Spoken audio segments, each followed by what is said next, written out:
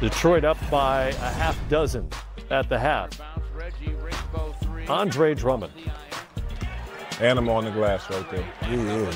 20th double-double his last 21 games. He had 19 and 23 boards on the night. Jackson knocks it down. He went for 20 on the night. Pistons pulling away up by a dozen. Detroit turns it over here. Lakers on the run. Contavious Caldwell-Pope, the former Piston, punches it home. Come on, Thon, get in this poster. Ooh. Very nice. Thon Maker, wrong place, wrong time. KCP with 17 back in his old city. Good pass. I like Ish Smith. Ish Smith found Andre Drummond. Really solid backup point guard. Then Ish sets up Langston Galloway. Who's the best shooter in the building? And the Pistons get the win, 111-97. Kings, third stop on their four-game trip east, took them to Philadelphia. Joel Embiid. Good move. Oh, Like, Put him in the rim. like Harry Giles wasn't even there. Just moved him. Up pump And then the fake. fake. Don't go for the fake. And you might get dunked on anyway, but Marvin Bagley the third could have him back in the lineup for the Kings. Boban was guarding. Sixers take off on a 16-2 run. Willie Cauley-Stein victimized by Embiid there. J.J. Redick on the wing. He had 19. But Philly only up by 4 at the half. Third quarter, Buddy Hield. Nice step back. Look at that separation. He's had a really solid season. Kings move it. Harrison Barnes all by his lonesome in the corner. He'll knock it down. Barnes went for 16. Kings just 9 of 27 from three-point range. There's Tobias Harris. He's fitting in perfectly. Give and go. Boban Marjanovic to his buddy Harris. And Jimmy Butler using the body and then stepping back for 2 of his 22. Phillies lead back up to 10. Embiid. Nope. He had 4 blocks on the night. At least a couple of them on Bogdan Bogdanovic. Bogdanovic was trying every pump fake, every head fake. He couldn't get Joel Embiid out the picture. The rookie Bagley had 15 on the night. The Kings still hanging around here late, down by just 6. Ben Simmons drives, Euro finish, 18. Philly up by 5. Embiid finishes things off. Willie Cauley-Stein all by himself, and then he's not. Yeah, you got to dunk that one, Willie Cauley-Stein. You got to go up to dunk that one. And then Embiid will fade away. That's tough. That's tough to defend. 21 and 17. So Phillies won 3 in a row, and they've now pulled into third place in the Eastern Conference by a tiebreaker over the Indiana Pacers. Lou Williams, league's all-time bench scorer, and the Clips taking on the Bulls next. The Heat had just 36. A 38-point turnaround for the Milwaukee Bucks. They trailed by 23 in the first half, down by 20 at the half. If you're just with us, they took over the game in the third quarter, took the lead in the fourth quarter, and kept pulling away. Giannis Antetokounmpo, 33-16, 9 assists on the night. Milwaukee looked like a different team in the second half. Yeah, I had 2 guys for me, Ilyasova and Pat Connaughton. Both those guys with 3 of 6 and 3 of 5 from the three-point line, 13 points and 15 respectively. That's 28 points. And then the guy who said, "Hey, Booz, hey, Smitty, you don't have me as the number 1 option for the MVP." He came out with 33. He had 16 rebounds, 9 assists, 2 or 3 block shots. He took over the basketball game. Yeah, it's like the Miami flu went away at halftime. They were down by 20. They had 71 points in the second half and took the control of the game. They played great defense. Miami couldn't get it going. They swarmed the paint, did a great job of rebounding, and then Giannis did what Giannis does. Then a huge difference, obviously, from the three-point line for Milwaukee. They were 1 of 14 in that first half. They hit 11 threes in the second half on 19 attempts. But it all starts with the MVP candidate, Giannis Antetokounmpo. They just could do nothing with him in the paint, and the Bucks found their touch from outside. Maybe got some fluids for that South. Yeah, they might get a little IV. Start knocking down some shots, and Mirotic hit a couple threes. And like you said, Pat Connaughton hit 3. Ilyasova hit 3. But also Middleton played well, and I thought Eric Bledsoe had a nice second half. Defense also picked up significantly in the second half for the Bucks. Yeah, great job of shrinking the floor, helping each other. You saw the communication out there, them talking to each other, trading players off, contesting shots. Giannis snagging up every rebound, it seemed like. And they got them out in transition, got them easy buckets. That three-point line opened up everything else. All right, let's hear from Ersan Ilyasova after a comeback win. Even though they were down by 20, he wasn't the problem in the first half. It was the three-point shooting and a little bit of sloppy play, but they never really did corral him the way they did the first couple of meetings with Miami. No, they didn't. I mean, even though they struggled first half as a team, but I thought in the second half, Booz and Matt, that they got out and played faster. Even in the half court, he just took an angle and kept driving. A lot of these plays was him to use the recipient, but there was never a play where they were just moving around waiting for the heat. I thought Giannis did a nice job, and also Budenholzer, of picking up the pace and playing fast, and they got some easier buckets. You see a lot of plays there where he's got some sort of momentum and only one Heat defender in front of them, and usually that defender is smaller because that's most of the world, right? I mean, right. Now, he seemed more decisive tonight. Like, he was just going attacking. Obviously, we talked about it pregame on what they do to him, swarming him, sending bodies his way. Obviously, he watched film, watched tape, studied, and you can tell he was more prepared this game. So for Milwaukee, that completes a 26-game stretch in which they have played 18 games on the road, including 15 of their last 20. They now have a 3-game lead on Toronto for the top spot, not only in the East, but best record in the NBA, with 5 of their next 6 coming at home. So a chance to pad that lead a little bit in the standings. We'll take a break here. Game 2 of our doubleheader coming up. It's the Bulls in LA to take on the Clippers. Patrick Beverley and the Clips getting ready to go. They've been awfully good, holding on to that playoff spot in the Western Conference. Tip coming up a little after 10:30, maybe in about 10 minutes time or so, right here on NBA TV.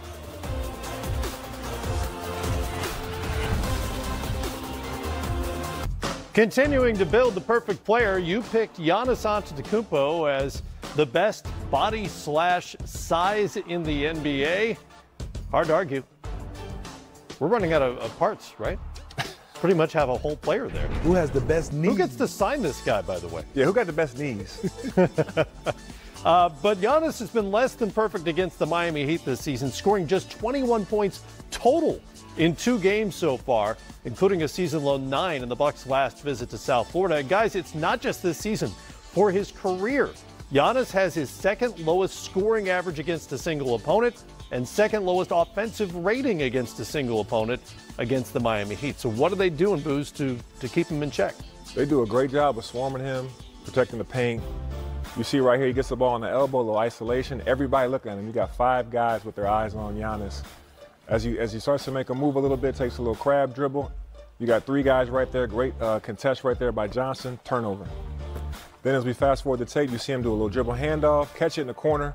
Once he catches it, again, 5 guys with their eyes on Giannis. Everybody's paying attention to the guy with the ball.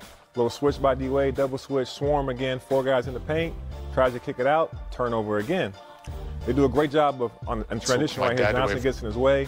Three more guys swarm him again, another turnover. They do a great job of swarming him when he gets the ball in the paint. Giannis leads the league in points in the paint.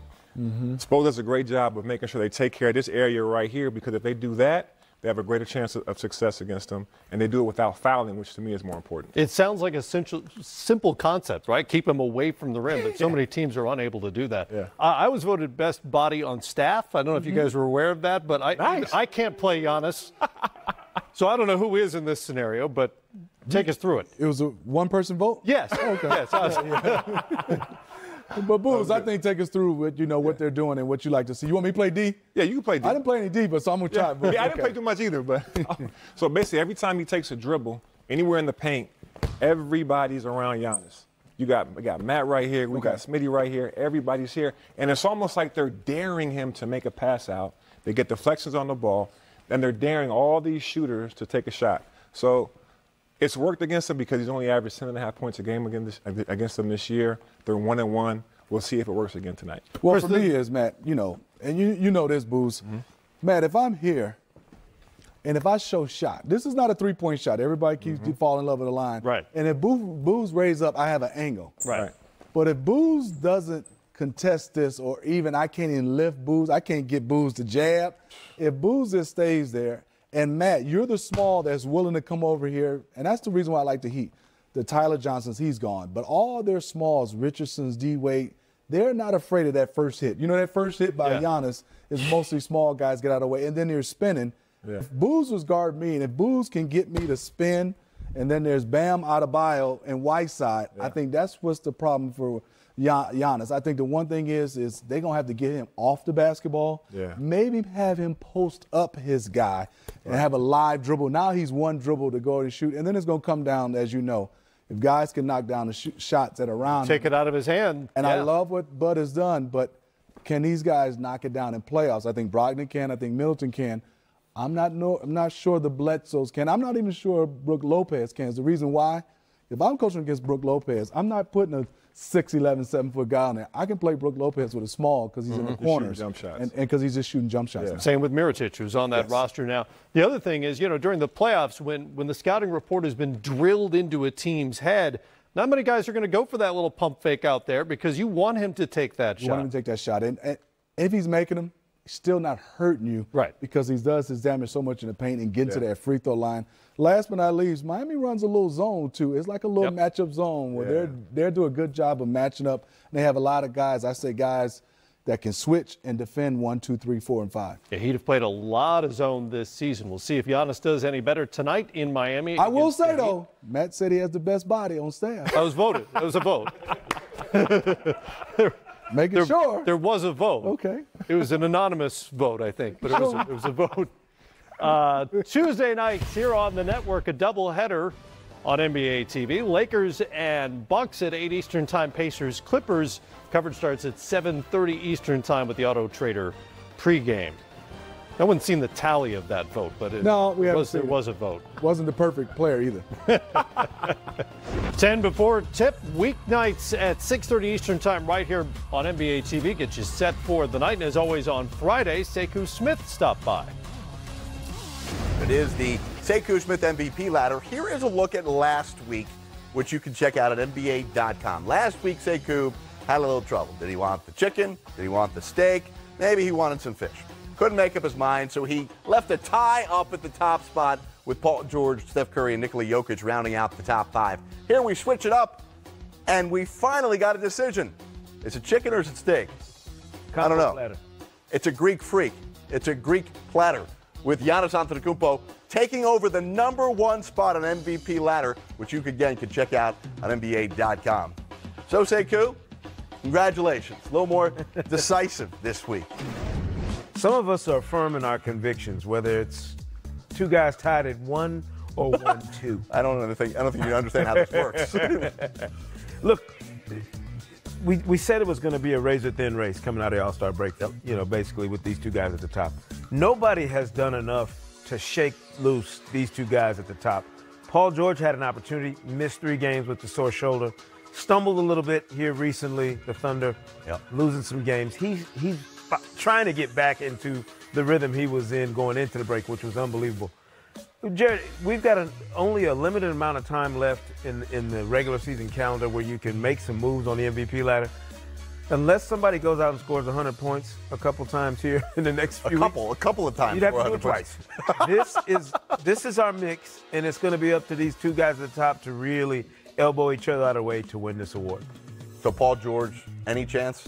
Distant third? Got to go nuclear. Got to go nuclear for the next 3 weeks. I mean, and seriously, how else do you change the narrative, the season-long narrative where these guys have performed at this level? You know, every time you want to knock Giannis down, he goes back out and does Giannis things, 29, 13. Right. You know, I mean, the consistency for Giannis has been his calling card. For James Harden, his has now become a consistent night after night effort, but he had that slip earlier that cost him a little bit of foot. I'm just wondering if you made the MVP ladder before Nikola Jokic hit his 4th game winner of the season last night. I contemplated a shift for him. Right. But see, I'm not a prisoner of last night's moment. I think back to 4 game winners. I figured, what'd you do earlier this week? And he looked like a pedestrian when Boogie Cousins was wearing him out when the Warriors thumped on the Nuggets. So you got to balance that out. You know, maybe the most remarkable thing about that top 5 on the MVP ladder is the absence of LeBron James, who's been top 5 in the voting for like 11 straight years or some ridiculous number like that. As it stands right now, Giannis seems to have the edge at this point. It's hard to read all the voters out there, but what do you think it would take for James Harden to overtake him in your mind?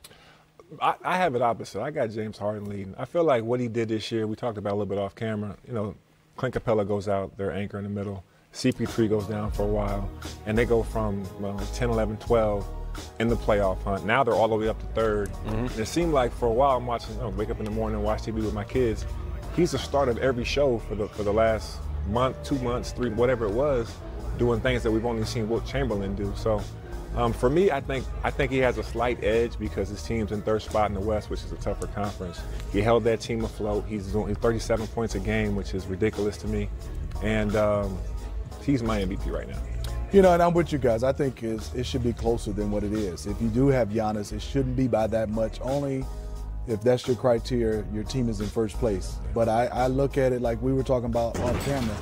To be able to carry this team, which I was saying, wow, the Houston Rockets is about to have an atrocious year. Right. To now, they're the team that can beat the Golden State Warriors. Pushing the Nuggets for two right now. So, and I also give James a lot of credit. If you look at other stats, his assists and his steals, and people say he doesn't play defense, and yeah, but he gets steals.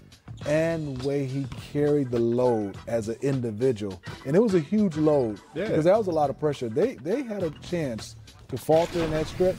Well, they could be around 7th or 8th right now, but we're talking about a team right now that, you know, couple games could be in second.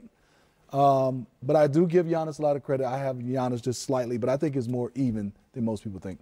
It's I think it's a tougher call than most people think, for sure. I mean, Giannis is obviously the driving force behind what the Bucks have done. I think Mike Budenholzer has a ton to do with their success this year with basically the same roster, the emphasis on the three and spreading the floor for Giannis, but he's done the work, obviously. What Harden did, the numbers are absurd, but if you take the numbers out of it and just watch the games, you realize the degree to which he carried that team during that stretch without Capella, without Chris Paul. And if you pour through some of the advanced metrics, it's almost a toss-up, at least with these numbers. Both are among the top 3 in the league in win shares, value over replacement player, and player efficiency rating. And I think also the narrative has been just James Harden just scores. Right.